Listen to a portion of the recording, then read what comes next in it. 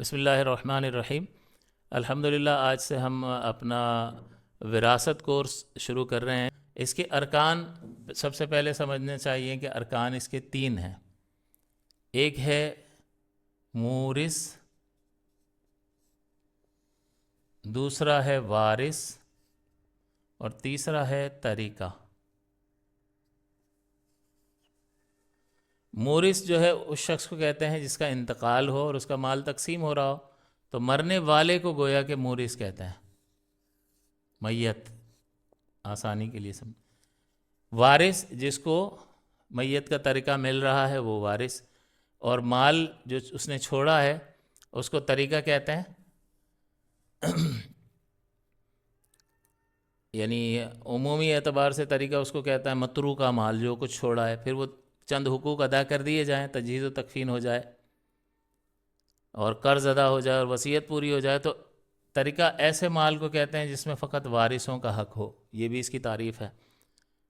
تو لغوی طور پر جو کچھ چھوڑا ہے اس کو طریقہ کہہ دیتے ہیں، اور اس فن کی زبان میں جب طریقہ کہیں گے تو اس کا مطلب ہے سارے دوسرے حقوق ادا کر دیے گئے ہیں، اب یہ جو مال بچا ہے اس میں صرف وارثوں کا حق ہے۔ پھر یہ کیوں ملتا ہے، اس کی بنیاد کیا ہے؟ تو اس کا سبب جو ہے قرابت ہے۔ قرابت، اور یہ قرابت جو ہے وہ 2 طرح کی ہوتی ہے، ایک نسبی ہوتی ہے اور دوسری سببی ہوتی ہے۔ نسبی بلڈ ریلیشن کو کہتے ہیں، خونی رشتہ،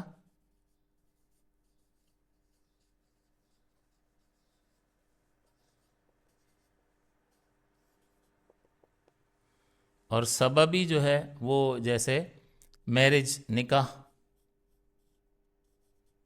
اس سبب کی وجہ سے بیوی شوہر کی وارث بن جاتی ہے اور شوہر بیوی کا وارث بن سکتا ہے۔ تو یہ 2 بنیادیں ہیں جس کی وجہ سے کوئی شخص کسی کا وارث بنتا ہے، یعنی مرنے والے کا طریقہ ان میں تقسیم ہوتا ہے۔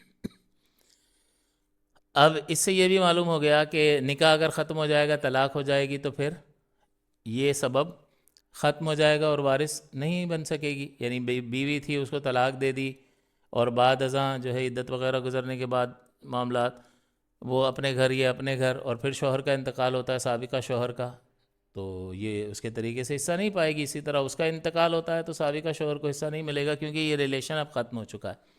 لیکن خون کا رشتہ ختم نہیں ہو سکتا ہے۔ اس کا مطلب یہ ہے کہ یہ نسب کا رشتہ ختم ہی نہیں ہو سکتا۔ جب ختم ہی نہیں ہو سکتا تو سبب باقی ہے، سبب باقی ہے تو اس کے مورث کا انتقال ہوگا تو یہ ضرور وارث بنے گا۔ اب چاہے یہ فرما بردار ہو، نافرمان ہو، کیسا بھی ہو، اس کو حصہ ضرور ملے گا۔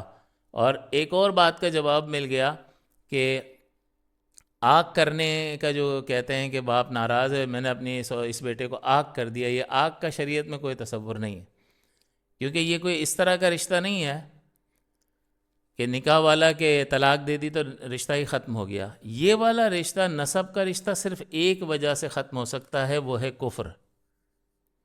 اگر کافر ہو گیا وارث تو پھر وہ مورث کے طریقے سے حصہ نہیں پا سکتا، یا چلو غلامی میں چلا گیا تب بھی نہیں پا سکتا۔ کفر جو ہے وہ اس نسب کو توڑ دیتا ہے، ختم کر دیتا ہے۔